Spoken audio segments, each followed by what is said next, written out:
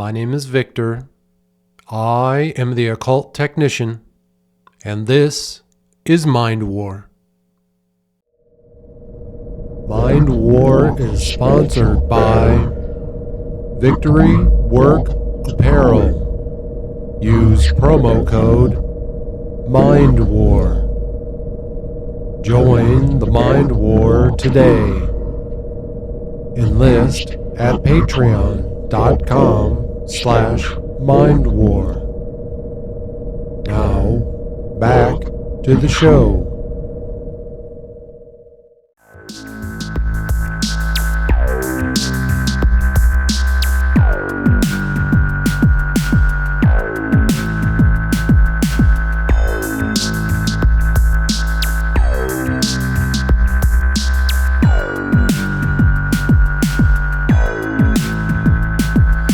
Welcome back to Mind War, folks. I appreciate you being here. We have a lot to cover today, so let's get started.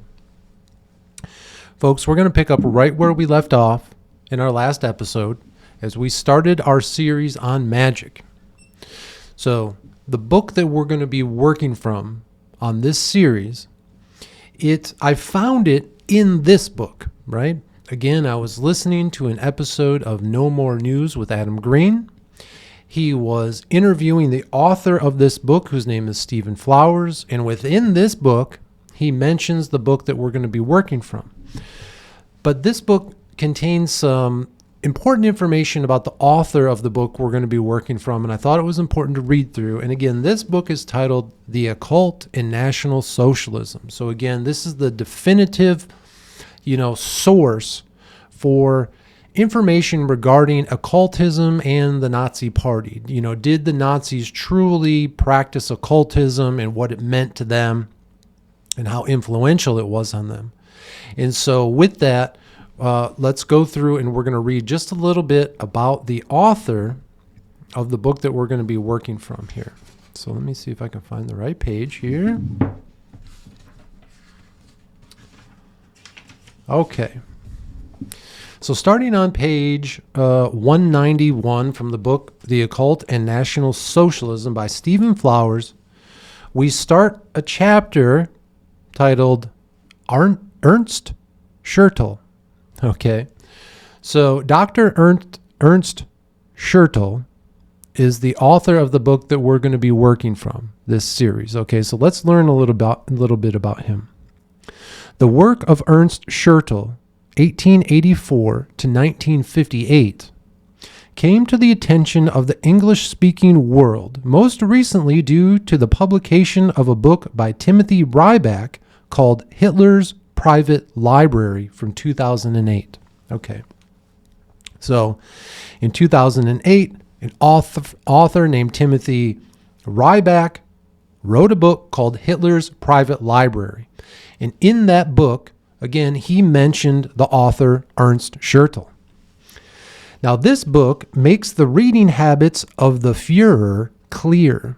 Okay, so in Timothy's book, Hitler's Private Library, he is very informative about the type of books that Hitler was reading. Okay, he read, it says here, that Hitler read as many as one book a day, spending most evenings in solitude turning pages. There, it is revealed that Hitler owned a copy of Schertl's seminal work on occultism.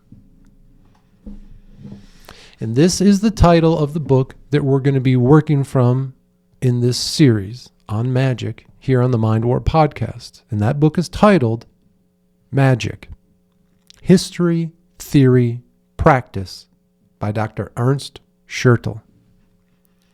The author, or his publisher, had actually sent this copy of the book to the then fledgling political leader Adolf Hitler in 1923 with a personal inscription: "To Adolf Hitler, respectfully dedicated by the author." So what happened is in 1923, when Dr. Ernst Schertl wrote the book Magic: History, Theory, Practice, he sent a copy to then the fledgling political leader Adolf Hitler, again, 1923. So prior to all of the events of World War II, right? And so in those days, and really still today, if you're an author, you send copies of your books signed by you to prominent political leaders, right? I guarantee you, President Trump receives a signed copy of every single book that a political author writes right now, right? They send him a copy hoping that he'll read it and then speak about it, because that's huge. Then it would be a huge promotion, right? And I believe this may actually be what happened here, right? People saw Hitler as, again, the author says here, a fledgling political leader. And maybe they looked to him as somebody who was going to be very powerful in the future, so they would send him a copy of the book. It says, I will devote more space to Hitler's engagement with the writings of Schertl in chapter 11. We'll read through that shortly. However, it would be gross error to see Schertl in any way as part of National Socialism. So again, the author, Dr. Ernst Schertl, of the book that we're going to be working from in this series on magic, the book titled Magic, History, Theory, Practice, the author here is saying that Dr. Ernst Schertl really had no connection to Nazism, okay? Whatever. It says he certainly deserves study in his own right, independent of serendipitous connection with Hitler as a student of Schertl's writings. Again, I think the author is doing exactly like we try to do here in the Mind War podcast. We're trying to separate the authors, the books, and the information from the controversies and the conspiracies. Throughout the Weimar period, Schertl enjoyed a heightened popularity and attention, and was a well-known proponent of sexual liberation, experimental trance dancing, occultism, and sadomasochistic themes in literature, art, and practice. Okay, sounds like he's kind of a wild guy. He came to be known as the philosopher king of Weimar Germany. Okay, so the author, Dr. Ernst Schertl, of the book Magic, History, Theory, Practice, that we're going to be working from on this series in the Mind War podcast on magic, was known as the philosopher king of Weimar Germany. And by 1933, it was clear that Schertl and Hitler stood many miles apart in their approaches to life. Here we will present a brief overview of Schertl's life and ideas. Again, one of the things we do here in the Mind War podcast is we try to get to know the author. We think it's very important to understand why they wrote these books, right? It goes on to say, in his youth, Schertl was bothered with severe inhibitions. While his imagination was free and sensual, he could not actualize these ideas due to a fear of eternal damnation. Wow. We've heard that story 1,000 times, huh? Young man or woman who is, dealing with the natural instincts and feelings and desires of the human body. And they were told from a young age that these desires and natural, bodily functions of humans are evil. And I'm sure he was told them by someone from the Judeo-Christian Islamic paradigm. My guess is that he was grown up in a Christian family. I think Germany was Christian back then. And he was taught that these thoughts, these sensual thoughts he was having, again, natural, that if he acted on them, he would receive eternal damnation in hell. To me, that is a form of abuse. If we have major institutions out there telling people that their basic bodily functions will lead them to eternal damnation in hell, that is a form of abuse, gaslighting, whatever you want to say. And as we go on here, we're going to see that Schertl was able to free himself and actually start to practice some of those inhibitions, as we heard, right? He was well known as a proponent or someone who promoted sexual liberation, right? And sadomasochism. Okay? So again, we find a man who was pressed down by the religious wet blanket, telling him that his simple, natural, biological desires that he was having as a young man were evil. That's one of our themes over and over again. We're constantly being told that these things are evil, right? And once he liberated himself from it, he went the opposite way. So again, we have on one side this kind of what we've been dealing with for the last few years of just the pendulum swung so far to the other side of where now sex was everything, and we were teaching these more extreme forms of sex, and we were forcing it upon younger people, right? Versus the pendulum being on the other side where we were saying, oh, all of it's evil, even the very basic natural side of a man and woman falling in love at a young age and getting married and having children. You know, there's this huge pendulum swing. And what we need to do, and part of what we're doing here in the Mind War podcast, is we're getting to that center. Remember, extreme centrists, center X. That's what we are doing here. We are establishing a new way of thinking. Right in the center, extreme common sense. None of the gaslighting, none of the BS, okay? In 1911, Schertl received a PhD in philosophy from the University of Jena. Immediately thereafter, he wrote a semi-autobiographical Gnostic novel titled The Sin of Eternity. This is my body.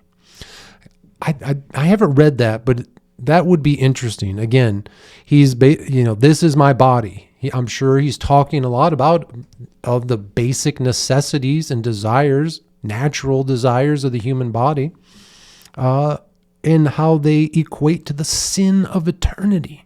Again, eternal damnation. What a lie. The process of writing this book appears to have worked like magic to liberate him from his inhibitions. He says to himself after completing the work, I threw myself into life like an unchained predatory beast without inhibition in a frenzy of enjoyment and real action. Again, he went from anything sensual was a sin that would lead to eternal damnation to complete liberation. The pendulum swung to the other side, and now he's a sexual freak. Okay? Again, we can find the middle.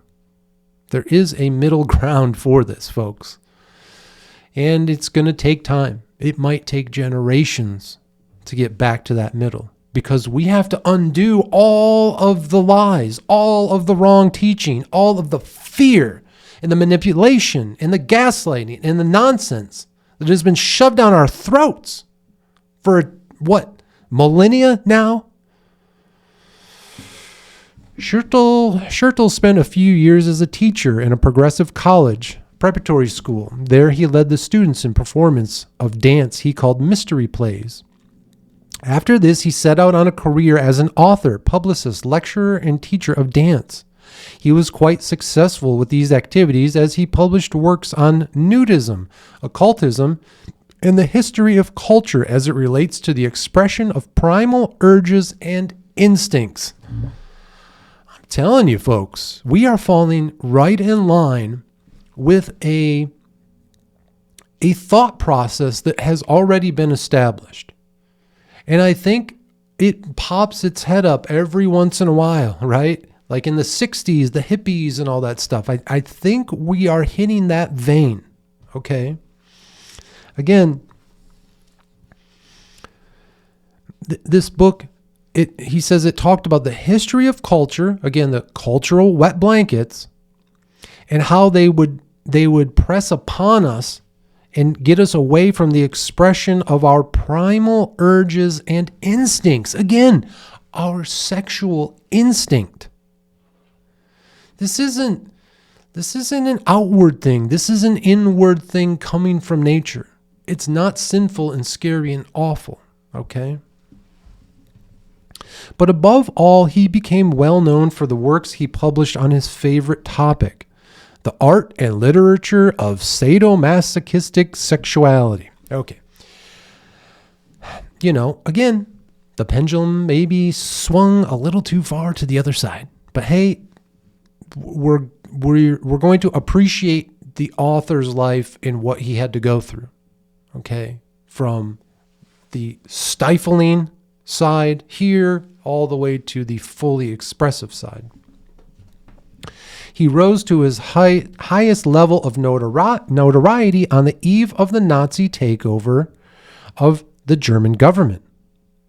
Initially, Schertl fled Nazi Germany and moved to France, but inexplicably he returned to the fatherland only to be imprisoned for a time. His books were banned, and his doctorate was officially revoked by the Nazi authorities in 1937. So again, anyone who is going to come here to the Mind War podcast and say, because we are working from the book Magic, History, Theory, Practice by Dr. Ernst Schertl, that we are somehow trying to teach Nazi occultism or whatever, this paragraph that I'm reading right here talks about Schertl being arrested by the Nazis and his books were burned and banned. Okay? But I am whatever you say I am. I think the great rapper Eminem taught us all that. Call us whatever the fuck you want. We don't care. Okay? None of the nonsense names and crap that you throw at us, none of it matters anymore. We don't care anymore. Call us whatever. It's a lie. We all know it's a lie. And it doesn't work anymore. He survived the war years as a copy editor. After the war, he was able to reuse some of his old erotic material, including his magnum opus, Flagellantism in Word and Imagery. So, flagellantism, I looked it up the other day. I think that's when you hit yourself with whips, right? So whether you hit yourself in order to feel pain or someone else hits you with a whip or whatever, the definition talked about it, whether it was through sexuality or through religion, whatever, you're just inflicting pain on yourself for some type of spiritual awakening, spiritual advancement. If that's your thing, cool. Maybe we'll explore it in future episodes in the Mind War podcast as we go through magic. Most importantly, though, don't hurt yourself and don't hurt others. Let's see. This book appeared in a new edition the year before his death. Post-war West Germany was generally focusing on the efforts necessary to accomplish their famous economic miracle in the late 1950s and early 1960s. So the old, dark enthusiasms of the Weimar era were generally less appealing than they had been before. He died of a heart attack in relative obscurity in 1958. Schertl's philosophy was constructed out of a triad of eroticism, magic, and sadomasochism. Among his voluminous writings, nowhere did he completely outline the secrets of his inner work, but certainly the text of Magic, History, Theory, Practice comes closest to this if one is able to incorporate the other aspects of his thought with what is expressed in that book. I believe that the book Magic, History, Theory, Practice is one of the simplest ways to learn real magic, okay? Ritual magic, ceremonial magic, whatever you want to call it. I believe it is the simplest explanation of what it truly is. And that's why we're going to start there, right? A brief summary of Schertl's magical theory is that powerful and distinctive personalities could actually be developed by means of certain techniques designed to break down the division between what is called the body and the spirit, between the real and the ideal. This idea of magic grew out of the application of integrative processes affected by techniques of corporeal experience, eroticism, nudity, indulgence in exhibitionism and voyeurism, unconventional dance movements, and the use of pain and pleasure in an erotic context. Now again, he did a lot of magic with a K, right? Sex magic, I believe is what it is. We don't necessarily cover that much. It's not been part of my practice, but the state of mind that we get in is going to be equal, right? From the passages Hitler highlighted in his personal copy of the book Magic, History, Theory, Practice, it is clear that, among other things, the Fuhrer remained interested in the role of a magician in the transformation of the age in which he lives. That's very important. Using magic to change the age in which we live. And we are on the precipice of that major change right now. We are moving from the age of Pisces, the dark ages, to the age of Aquarius, the age of enlightenment. I believe that others before us, and we will continue this. We will continue using magic to transform this age that we live in. We're going to transform the world with these teachings. We're going to move away from the traditional religions that teach us fear and eternal damnation. And we are going to move into an age of enlightenment. So, in his copy, Hitler, in Hitler's copy of Magic, History, Theory, Practice, the book that Dr. Ernst Schertl sent him, in that copy, Hitler highlighted several sections from it. And so we're going to read one of the sections that was highlighted, okay? The magician is the expressly ectropic man, that is, one who condenses energy. He is the guardian of ectropic energy sources. He works contrary to all entropic tendencies of the age, and he, and only he, represents the point of origin for possible innovations. Again, you have to get past the cultural, societal, and religious wet blankets in order to innovate in society, in life. Therefore, the magician always works contrary to all prevailing entropic tendencies of the age and is therefore perceived as evil. However, physiologically, he appears as an atavism, as does every genius. Okay, we got to break down that sentence, okay?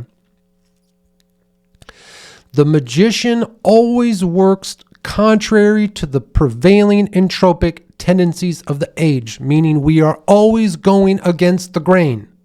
We are always moving away from the mainstream, and we're pointing out their lies and their deception and their gaslighting, and we're going to fight against it, whatever the mainstream thing is, because we know it's garbage.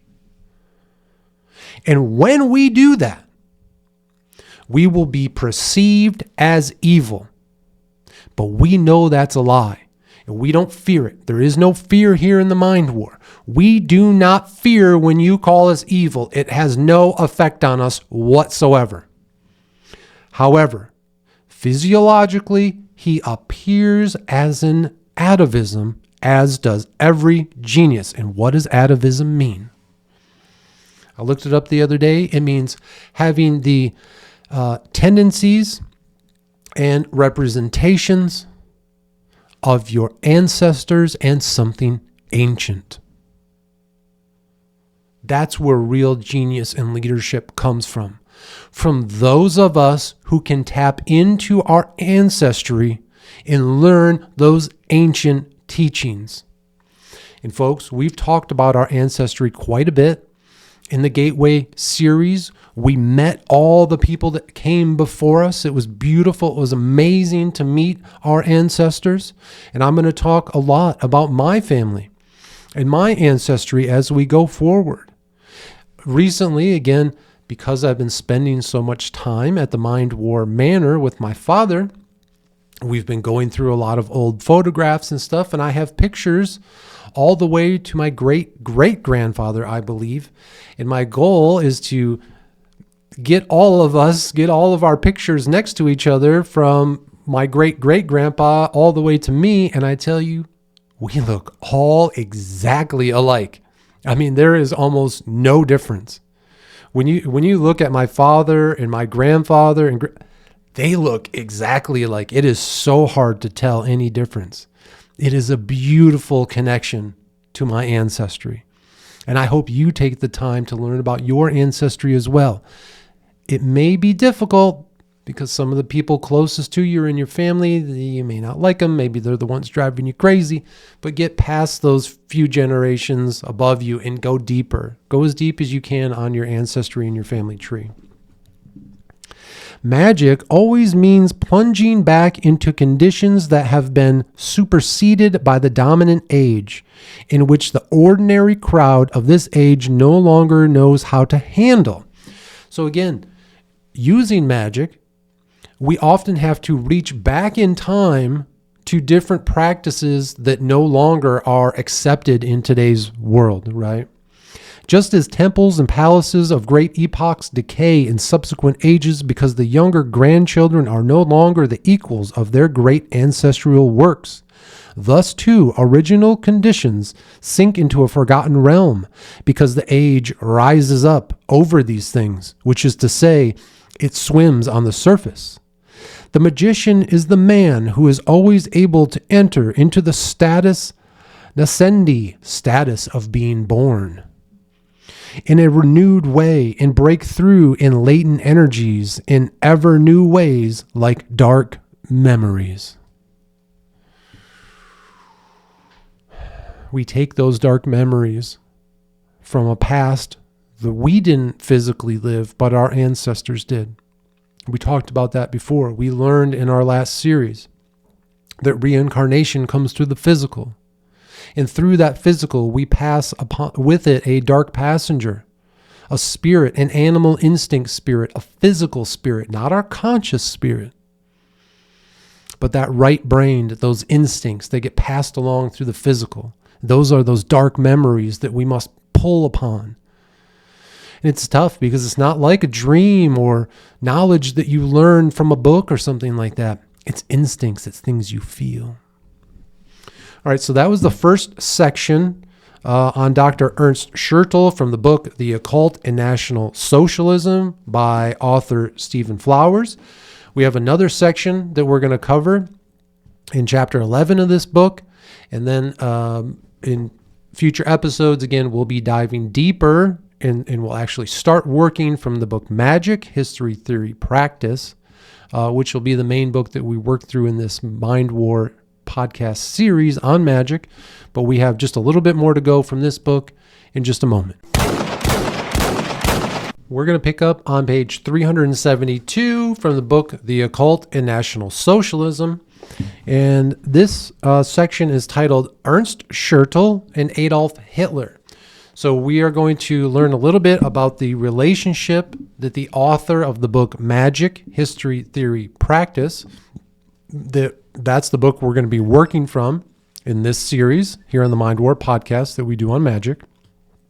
So we're going to learn a little bit about the author, Dr. Ernst Schertl, and his relationship with Adolf Hitler. And it says here, the case of Hitler's interest in the theories and practices of Ernst Schertl, as expressed in his book Magic from 1923, was touched upon in Chapter 6. This demonstrates that the Führer harbored many interests and obsessions that were private and even secret, but found direct application in his practical activities. Such interests appear to have been often at odds with official positions or outward appearances. So again, as he is coming to power, creating the Nazi Party and all of the things that he did through World War II, he took a lot of the teachings from the book Magic, applied them maybe personally, but they maybe weren't necessarily applied to the party and the, political actions and all the things they did there. So one of the most curious connections that recently came to light through Timothy Rybak's research for his book, Hitler's Private Library, is this firm and irrefutable connection between the ideas of Schertl, sometimes referred to as the philosopher king of Weimar, and Adolf Hitler. This is especially curious because Schertl can in no way be considered a Nazi or even a Nazi sympathizer. Schertl did send his inscribed copy of his book Magi to Hitler upon its publication in 1923, just 3 years after the founding of the Nazi Party. This was during the time of hyperinflation in the German economy, and Hitler and the Nazis were increasingly coming to the public's attention. They held their first party day at the end of January of that year, and on November 9th, the beer hall Putsch occurred in Munich. Hitler's image, fueled by the Hitler myth conjured by Eckhart and promoted in the pages of the Volkischer Beobachter, I think that was a magazine, probably led Schertl to believe that Hitler was some sort of force of nature. So again, the author, Dr. Ernst Schertl, wrote this amazing book, Magic, History, Theory, Practice. He saw Hitler becoming a major political figure, and he felt obligated to send a copy of the book, which I think is still a practice that goes on today. The exact circumstances concerning the arrival of the book around 1923 are unknown. It is possible that the publisher had the book sent and Schertl had no personal involvement in the process. As time went on, it could be seen that he would never have had any political or broader philosophical sympathies for the Nazis in general. Hitler, however, remained an ardent student of his text.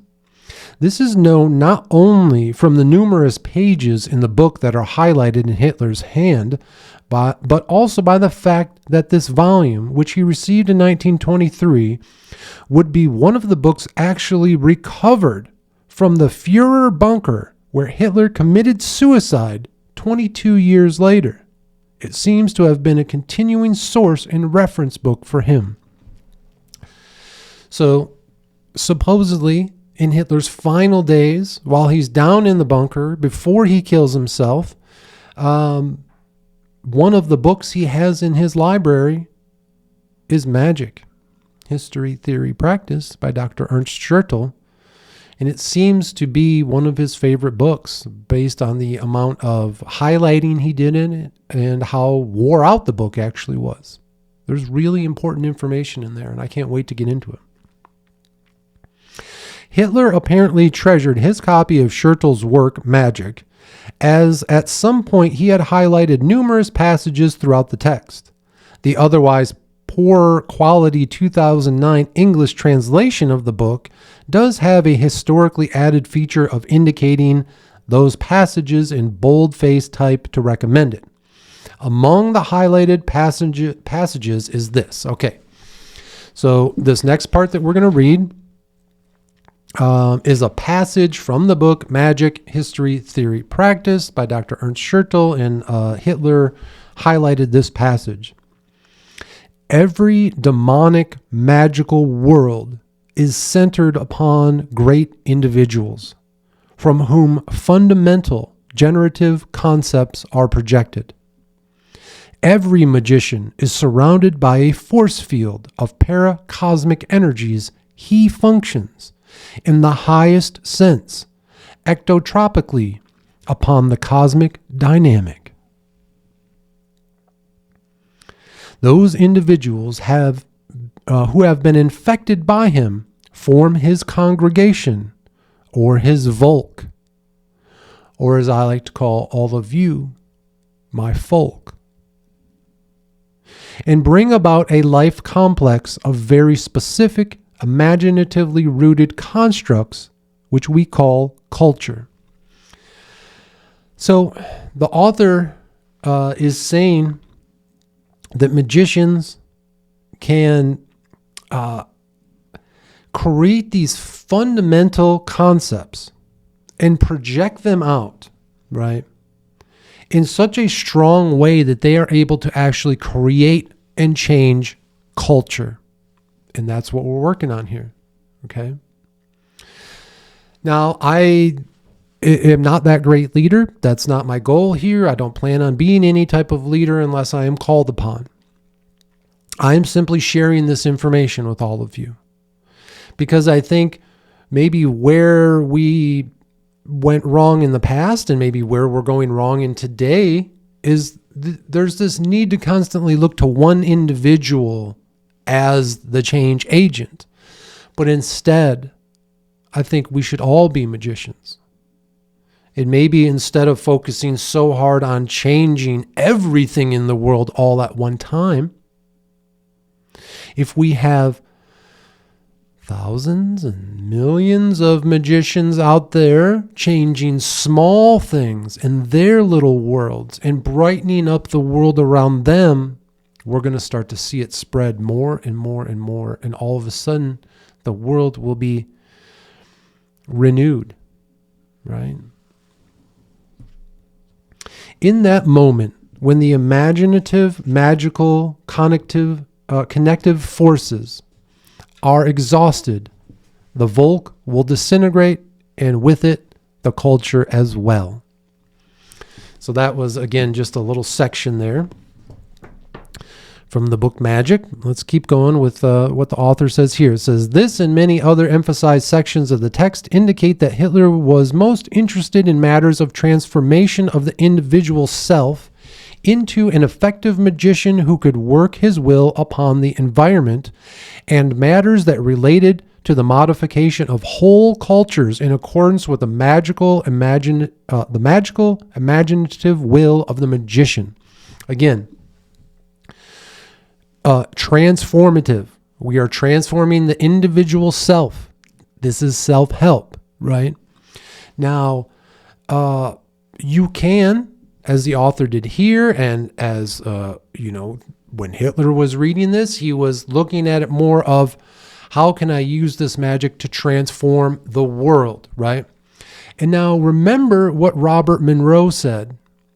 He talked about how he believed that at any given time on the planet, there might be about 6,000 people who actually truly know magic the way that we will when we're done with this series. About 6,000 people. And you think of all the people in the secret societies and different religions and all this stuff who say that they are powerful and have these powers. Monroe said, no, there's only about 6,000 of them. And he said the majority of them simply use their magic to change their own lives. And they just live their simple little life, and they don't tell anybody about it, and they don't share it, and they don't try to change the rest of the world. Now, this is where there's a little duality for me here. Because as I have proven to you through the last series, I was able to use magic to transform my personal life in my little area of the world here. I transformed my life personally. But now through the Mind War podcast, as I share with you everything that I've learned and how I did that transformation, now we can transform the world like I just spoke about. One little magical garden at a time. We don't have to try to change the whole world at once. Leaders have done that before and failed. We need to take a different approach. That's the age of enlightenment. Everyone needs to be a magician. Do you get it? Let's see.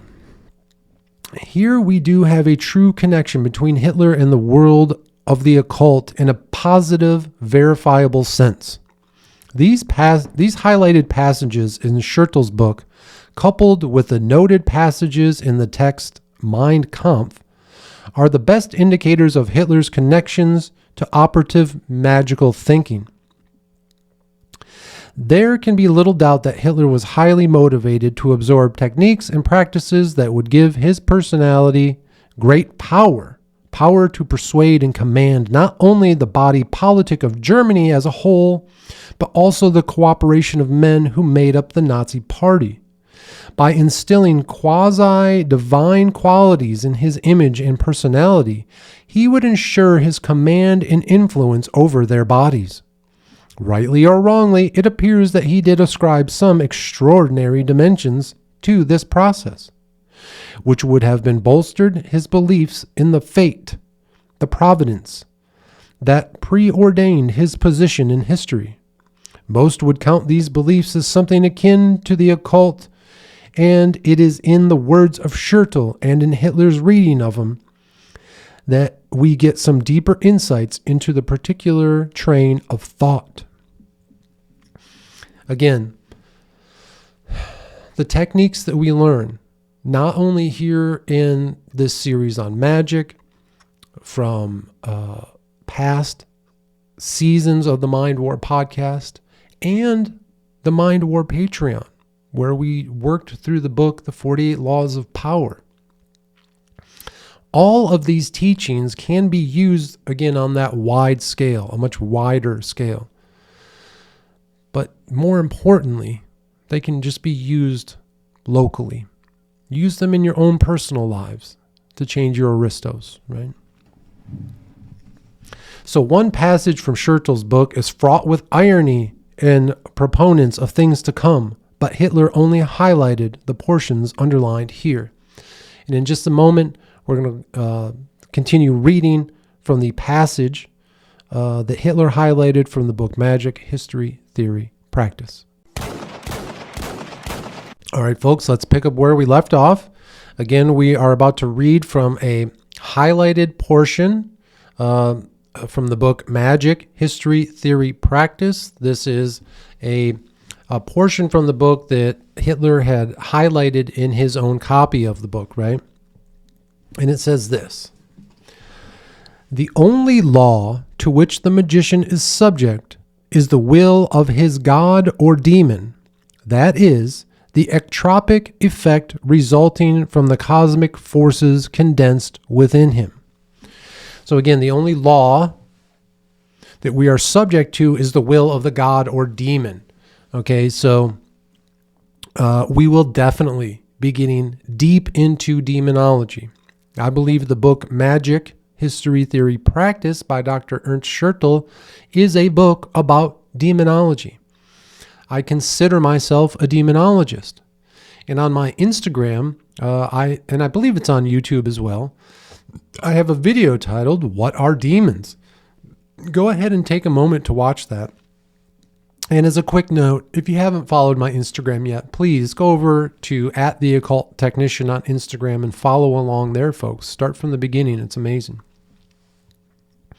So this is the part that Hitler had highlighted from this section, and it says this: around that one basic law are layered the manifold prescriptions and rules to which the magician voluntarily subjects himself in order to shape the communion with his demon in an ever more intimate way, and to saturate himself in forever new ways with the paracosmic forces. But whatever he then wants to place the power acquired in this way in the service of the multitude, or uses it for his own aims, remains entirely left up to him. And that's exactly what we've been talking about. Again, the manifold prescriptions of rules to which the magician voluntarily subjects himself. So what he's talking about there is the different ritual techniques that you're going to use. I'm going to show you what I do, but you don't have to do those things, okay? I'm going to teach you fundamental techniques that you have to do, because those are the fundamental techniques to practice magic. But the style and the different ritual practices that you do and the different steps that you take, those are all individual. Those are all up to you, right? That's the beauty of what we're sharing here. As I've told you before, you don't have to follow my style, right? You don't have to create the symbols you see before me and behind me and do all the things you see in my art. No. You can create your own style. There are techniques you must follow, but they're very basic, okay? But what we're saying here is that we voluntarily subject ourselves to those things. We put ourselves through them. That's so important. Because what happens with other religions, they're forced upon you, right? Here we volunteer for them. And we're not volunteering for someone else's, system. Again, we're creating our own. That's the beauty. And we do this in order to shape the communion with our demons, to become more intimate and more saturated with these paracosmic forces, okay? But again, whatever we learn, whatever power is acquired, can be used in service of the multitude or personally on the individual. It's our choice. The freedom you are going to find with this work is amazing. It's what you've been longing for. You've wanted to break the chains of the cultural, societal, and religious wet blankets, all the lies. You've wanted to break away from them for so long, and this is how you do it. And when you do, you get to create something new through your imagination and what works and feels good and feels right to you. It's beautiful. It goes on here to say the Volk or the folk that he in any case gathers around him has nothing to do with an abstract multitude whose well-being he would have to serve. Rather, it represents only an expansion of his own egosphere. It has also, however, happened in the past that a magician has shattered, abandoned, or severely disciplined his own Volk when it no longer appears to be capable of responding. So some magicians who try to become leaders of the Volk sometimes have to discipline them when they don't do what they say. And an example here is Christ is a historical example of this, who originally came to the Jews and then turned to the Gentiles. Moses, as Jehovah incarnate, likewise also often disciplined his people, even as he was uplifting them. That's right. The characters we know of as Jesus and Moses, the author here is saying they were magicians. And when they went to the society and culture of the time and tried to share with them their magical teachings, they were crucified. Also, the Volk belonging to the magician is always set off against abstract humanity and the indiscriminate multitude, and will therefore at first be perceived as being evil, just as the magician himself will be. Wear the title with pride. I am whatever you say I am. Only once a magical world has been established and has succeeded does the satanic root become latent, that is, imperceptible, and everything that occurs in the context of this world then appears to be the most harmless mind as something good. In the same way, too, the most violent movement appears to be calm when the whole environment moves within the same direction. Again, you have to be very careful. We see it happening over and over and over again, that the multitudes of mindless morons will believe whatever. And if you tell them to do something that truly is evil, they will do it saying that it's good. An example right now, and I don't mean to get too political, is you have a whole political side who for years loved the electric vehicles being created by a man named Elon Musk. And now that Elon Musk has teamed up with President Trump to make the government efficient again, Now, those same people who loved him for his electric cars now hate Elon Musk and are burning his cars with violence. Okay? This is what we're talking about. The multitudes are morons. Be careful. It's not necessarily the best idea to attach yourself to a multitude, right? At one time or another, however, every magical folk group, that is, every culture, falls victim to the forces opposing it, even if these have spared the magician himself. This end appears as the specter of the Antichrist, about whom every magical founder of peoples was aware, and whose breach into this world he wishes to put off as long as possible, until the end times. That's right. This whole idea of a savior coming, changing the world, and then some Antichrist coming to stop him has happened over and over and over and over and over and over again throughout history. The same bullshit story has been told to every society in every culture throughout history. It's always been a lie. There's never been a savior, and there will be no savior, and there is no Antichrist. All of it is nonsense. But you can use that story to control people if you want to. Have at it. The magician is the real heroic man who is aware of his tragic lifeline, which he nevertheless follows for the sake of the demon who drives him. The magician is the peak of humanity, is a germ cell of the highest ectropic energy, and therefore appears as an incarnation of the ultimate cosmic intelligence, as an ambassador of that deity, or as Robert Monroe called, the Absolute. Beautiful. We are heroic men who are at the peak of humanity. We have the highest entropic energy and are the incarnation of the ultimate cosmic intelligence. That passage also corroborates the general assessment that Hitler's phenomenon in the context of the left-hand path regarding the central aspect of the personality of the Fuhrer. So that was the other section here from the book, The Occult and National Socialism, where we talked about author Dr. Ernst Schertl, who is the author of the book Magic History Theory Practice that we're going to be working from in this Mind War series on magic.